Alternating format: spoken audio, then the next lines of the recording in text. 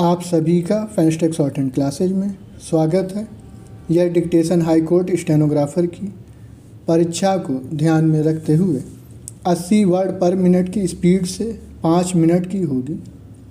यहाँ पर एक महत्वपूर्ण बात है कि जो भी स्टूडेंट्स इलाहाबाद हाई कोर्ट के स्किल की तैयारी कर रहे हैं वह इस डिक्टेशन को लिखने के बाद 30 मिनट्स में ट्रांसक्राइब कर लें।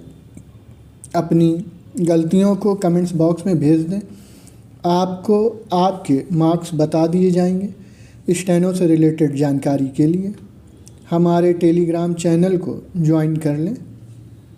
आप सभी लोग तैयार हो जाएं। डिक्टेशन स्टार्ट होगी 5 सेकंड बाद।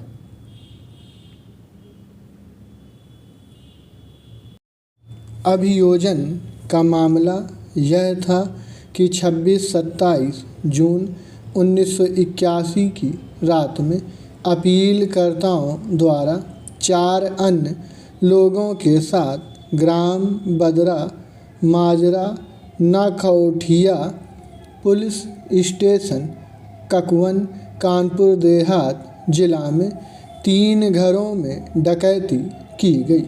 लगभग 11 बजे 4 डकैतों ने पहले प्रथम सूचनाकर्ता के आंगन में कूदकर दरवाज़ा खोला, जिससे अन्य डकैत घर में प्रवेश कर सकें। इसके पश्चात उन्होंने घर में मौजूद लोगों की पिटाई शुरू कर दी और सामान लूट लिया।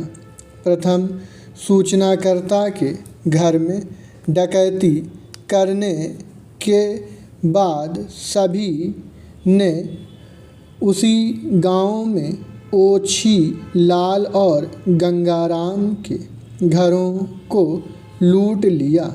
उन्होंने डकैती के दौरान बंदूक का भी इस्तेमाल किया।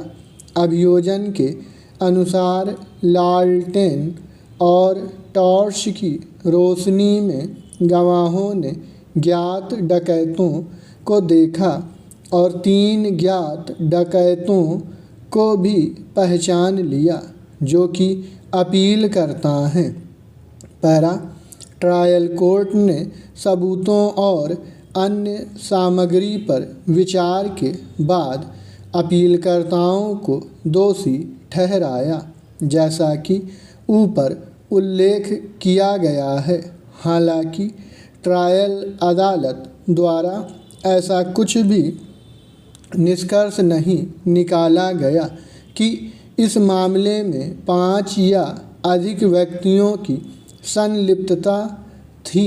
इसके बावजूद 3 अपीलकर्ताओं को धारा 395 व 397 के अपराध के लिए दोषी ठहराया गया।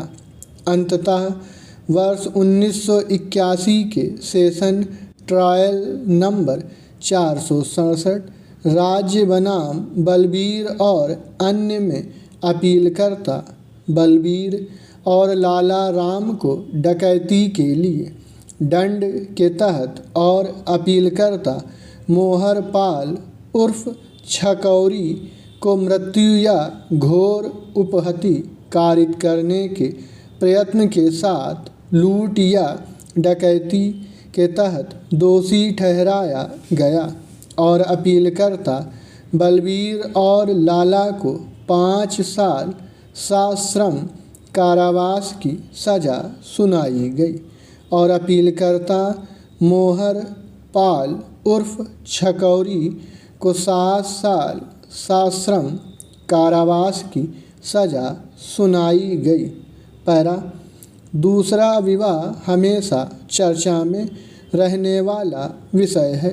जीवन में ऐसी परिस्थितियां उत्पन्न हो जाती है जहां लोग अपने पति या पत्नी के जीवित रहते हुए दूसरे विवाह की ओर कदम उठा लेते हैं। ऐसा अनेक उन मामलों में देखने को मिलता है जिन मामलों में पति या पत्नी अलग अलग रह रहे होते हैं। तब लोग अपने जीवन को नई राह देने के लक्ष्य से दूसरा विवाह कर लेते हैं, पर भारत में दूसरे विवाह को अपराध बनाया गया है।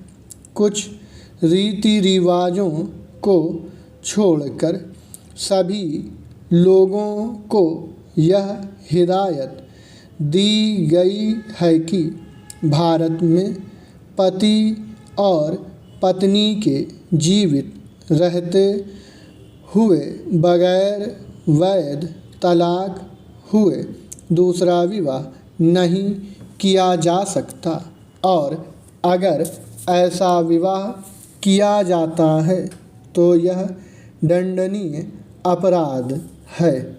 स्टॉप।